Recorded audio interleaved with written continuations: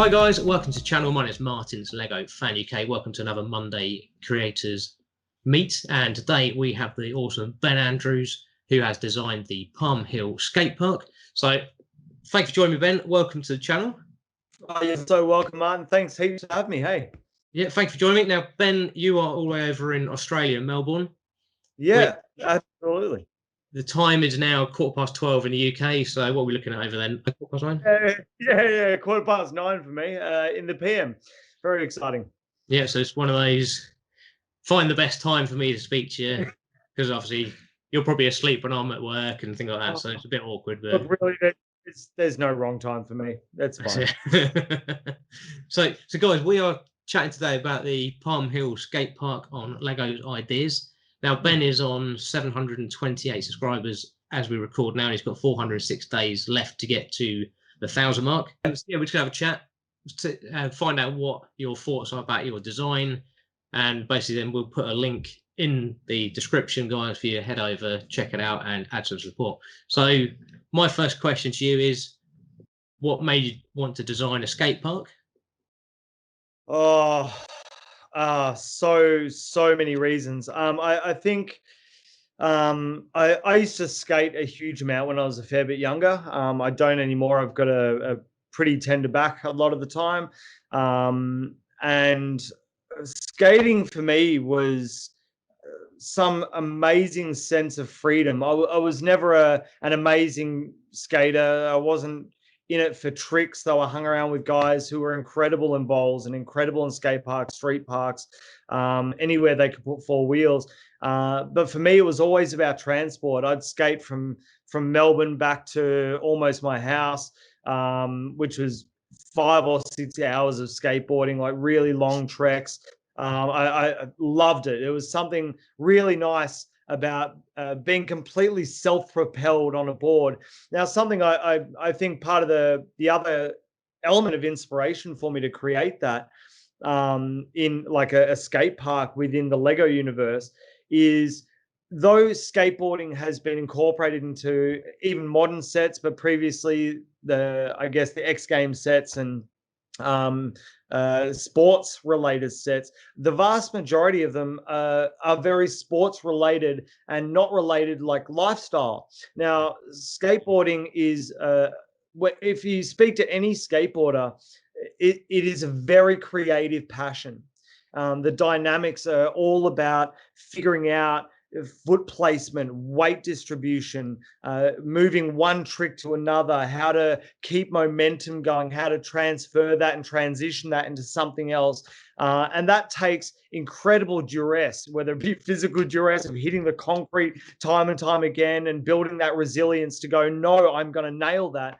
And I look at that as the same, maybe less physical per se, but I look at the same creativity within, let's say, the high end of the Lego world, like with all the amazing AFOLs around the world. And there are ridiculous amounts. I'm sure you're very aware, and I'm sure all the guys watching right now are incredibly aware, because they're constantly inspired by the amazing builders around our world, whether they be the set designers themselves, whether they be incredible mockists. It doesn't really matter. There is such amazing creativity and creative tenacity that comes with that, and refining a model to understand its true design purpose. And being able to lift a creative platform. Oh, that was something falling off my bench. Was that being able to lift, just fell over? it was everything. Being able to lift a creative platform like a humble Lego brick, like being able to step on a skateboard for the first time, seemed like they needed to be paired together.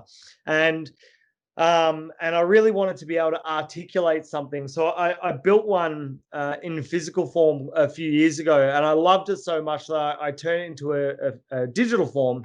Yeah. And started playing around with it, and then decided to put it on Lego Ideas, because I think that the vibrance of a skate park physically, whether it be the color use, whether it be the people using it, all those things just seem to work so well together.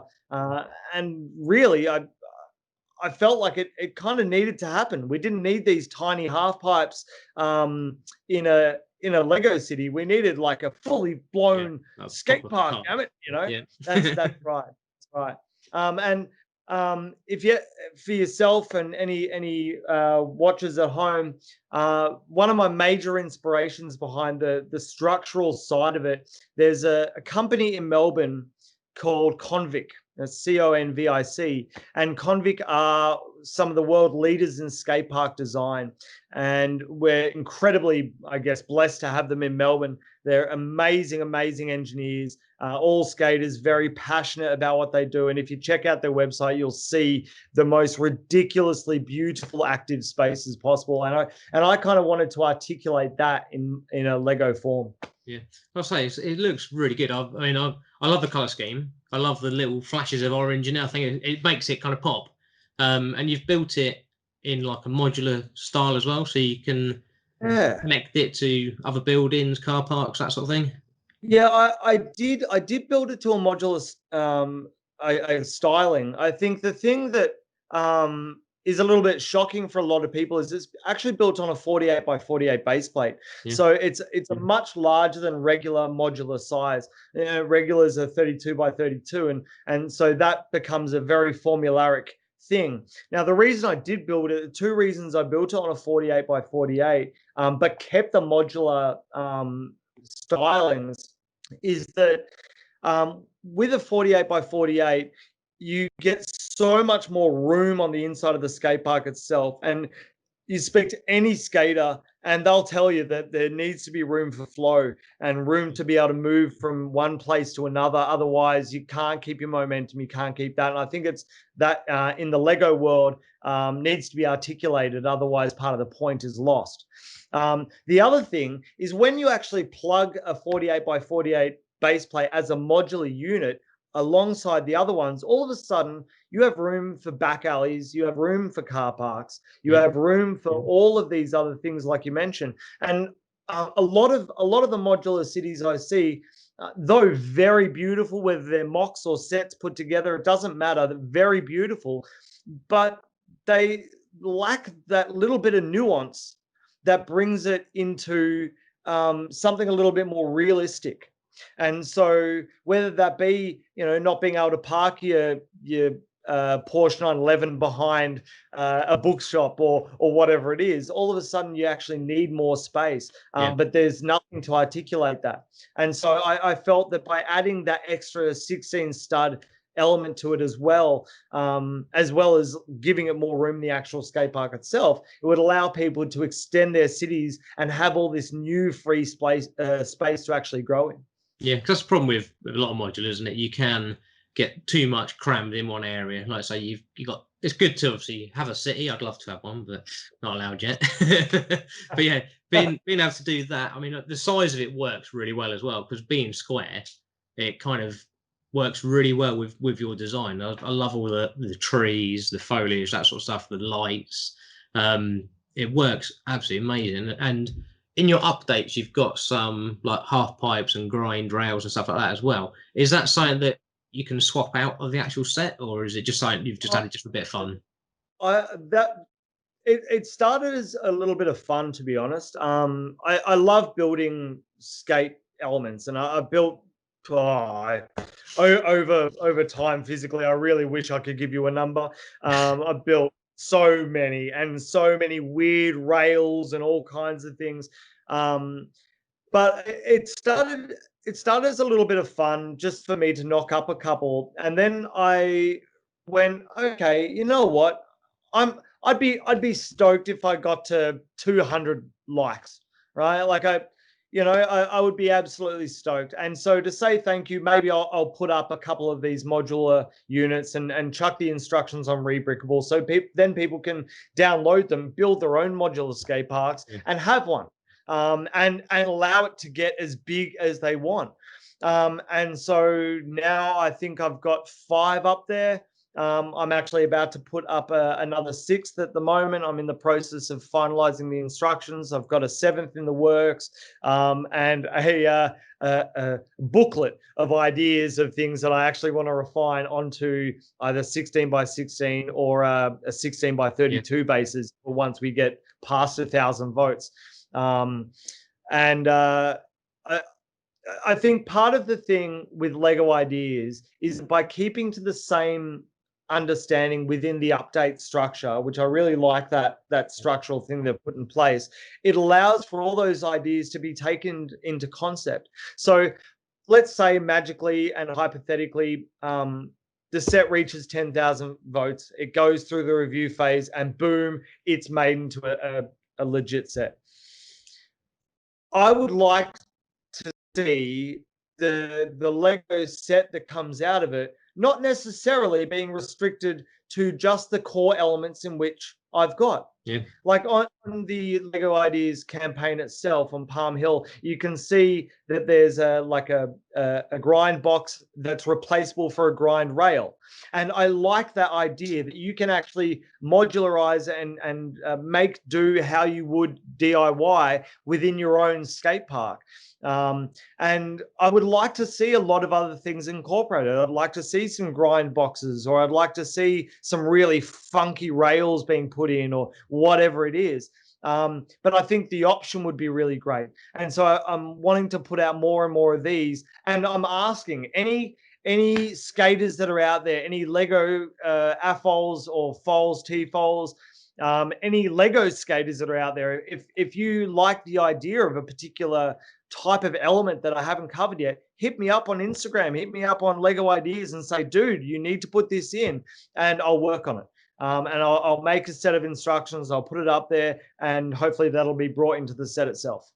Yeah, because I think that's the good thing about it, is like if you can change things up how you want it, it gives a bit more flexibility, a bit more freedom, and people love modular in different, mocking different things up. So I think that is absolutely brilliant, because I've also noticed on your set you've got like little sort of sticks, or I don't know what you want to call them, that you can put your minifigs on, and you can use them to sort of like skate around the park. I think something like that as well, just like a little fun addition. It looks really good. I saw it. I was like, and there's another thing on the side as well. It's like a black Technic build. I've I'm got not one quite of sure those. what that is. Do you want to explain what that is to the viewers? I've got a dummy model sitting right in front of me. So it's this little bad boy right here.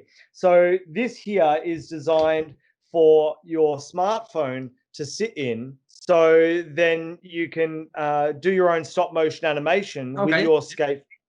And the way those paddles work is that because there's so much plant life around the outside, you can press that into any plant there and then tilt it and then alter it slightly, so you can get a lot of different articulation as you can actually go through your skate park and do all your own skate tricks. And because the handle itself is clear, it makes it a little bit easier to eradicate in post-op, which is kind of cool.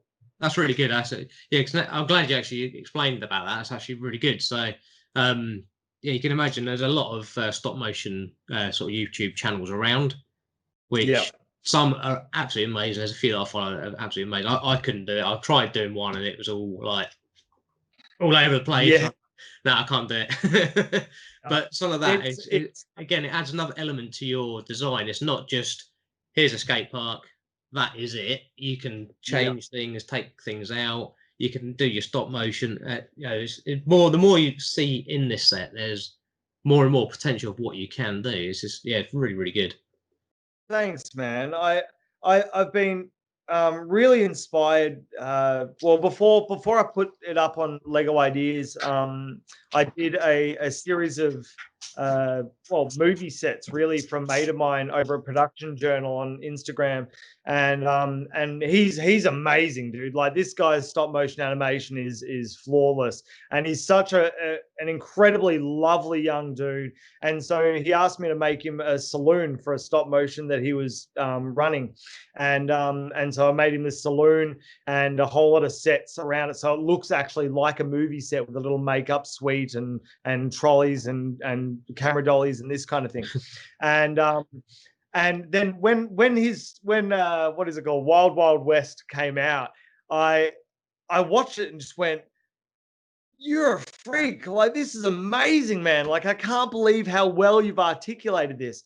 And I'd seen a lot of amazing Lego stop motion beforehand, because you're right, Martin. There is so much out there to check out, and some of it is blisteringly amazing. And I didn't want the Lego Ideas set that I've released, because really it's a very obvious build kind of thing. Like, there's no, apart from the skate shop within the park itself and the adaptability of the billboard, there's not a huge amount that you can't see of what's going on. You know, there's some really great building dynamics within it. But you know, with a regular modular, you've got all these other dynamics. You've got these really amazing little secrets with the detective's office and all these other things that are going on in there that you don't see straight off. But because it is such an open plan kind of build, there had to be something else that helped to lift that up. And being so inspired by multitudes of forms of creativity,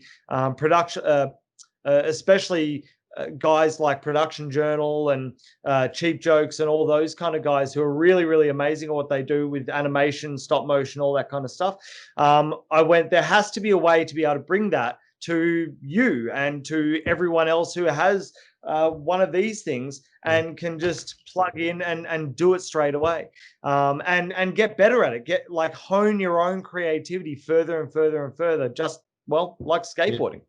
Because I don't think there's been any ideas sets out that give you the opportunity to do that, how you've set it up so you can actually do your own stop motion. I know Lego have done a few like movie set ones that you can do it with, but nothing, they've not really gone into it, have they? They've kind of gone, here's a couple of bits, do what you want with that. Whereas this will give you the opportunity to go, I've got a city, I'm going to put it in my city and leave it, because that's how some people like to do it.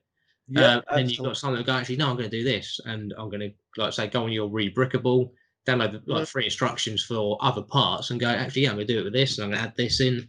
It's a really good idea. The more we discuss this, the more I'm finding out about how your sort of mind is working, how you're thinking about. It's not just Lego; it's like the whole community. It's the Lego community, but it's also the skate community. Yes.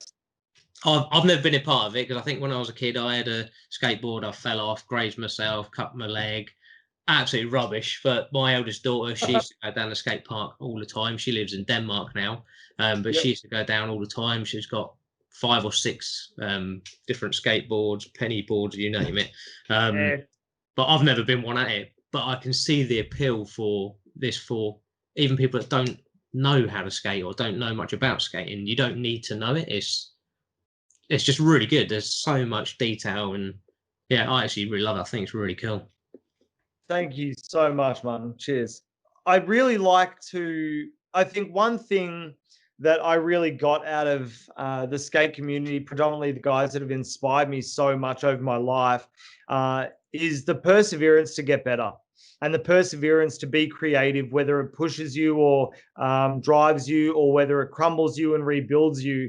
And I talk to a lot of AFOLs and TFOLs. Well, it used to be all the time, and now during lockdown, it's a little bit different. But I've had a lot of people over time kind of say, "Oh, wow, your builds are really amazing," and "Oh, this is really inspiring." How do you get all these ideas?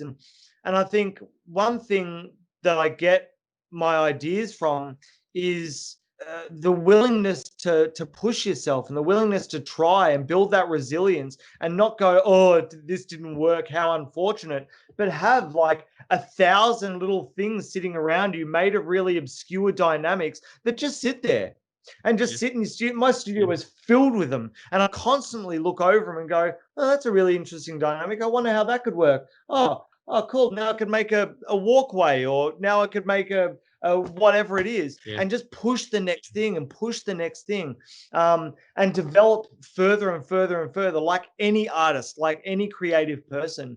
And it's really inspiring to see some of the younger people within the Lego communities that rock up to conventions in Melbourne. We've got quite a few really amazing conventions, the Southern Cross Brick Show, the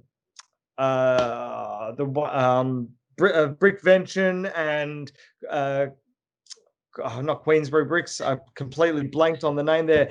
Bendigo Brick Show. There's so many, and it's really, really amazing. Every year there are new people rocking in, and some of the young guys there, their work is incredible. Like, yes, okay, they aren't up to the same level as some of the most amazing AFOLs that have been there for so many years, but you can see exactly what they are articulating. Yeah.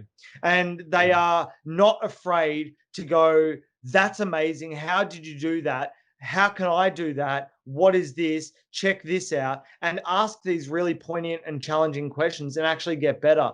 And I find that between the skate community that does very, very similar, and the Lego community that has the capacity to do all of that and develop their beautiful art form in a whole new way. I see that the realm of I guess not just Lego exhibitions and not just the Lego Ideas campaigns, but the whole AFOL community, the whole FOL community actually getting richer because of that.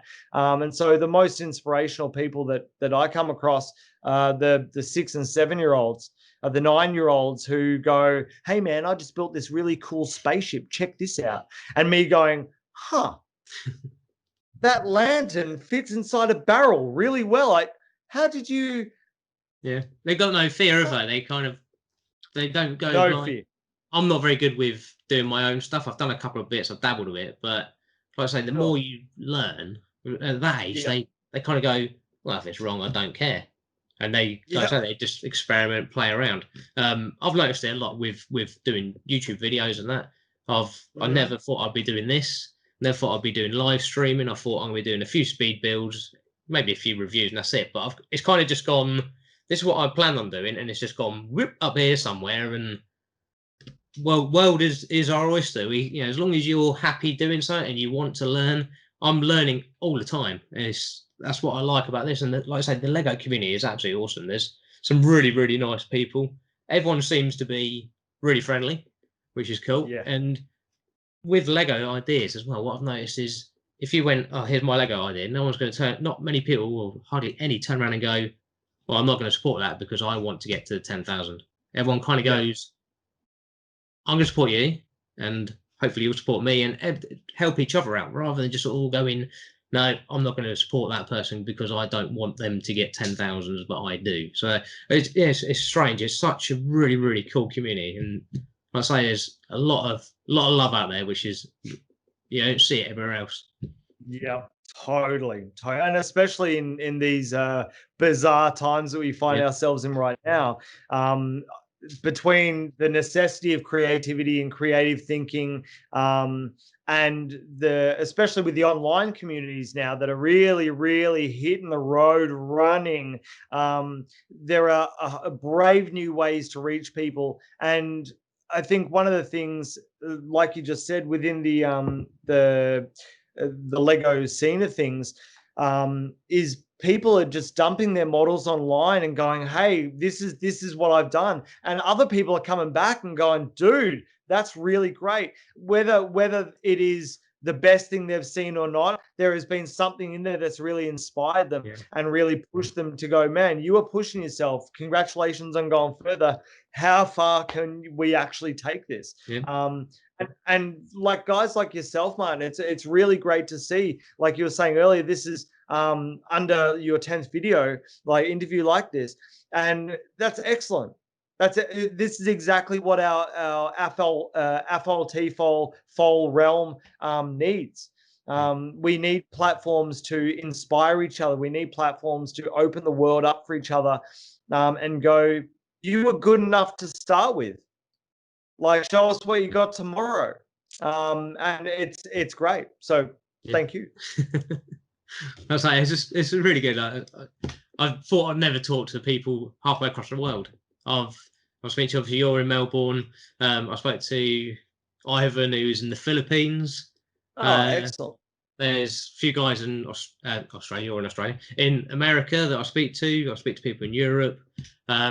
And obviously on my channel, I speak to Corey pretty much on a daily basis anyway. He's in Canada. We do a lot of live streaming. So it's strange. We're kind of building like really good relationships, even though we've never met in person. But obviously once this COVID stuff's done, hopefully we can get some flights out and I'm going to meet some people. And well, I say you never know where it's going to take you. It's absolutely brilliant. But we'll go back to your idea now rather than talk about my stuff. Because that is obviously the main reason we're here. So yeah, this is the only one you've got on at the moment, isn't it? You've no idea on it at the moment. My ideas platform campaign.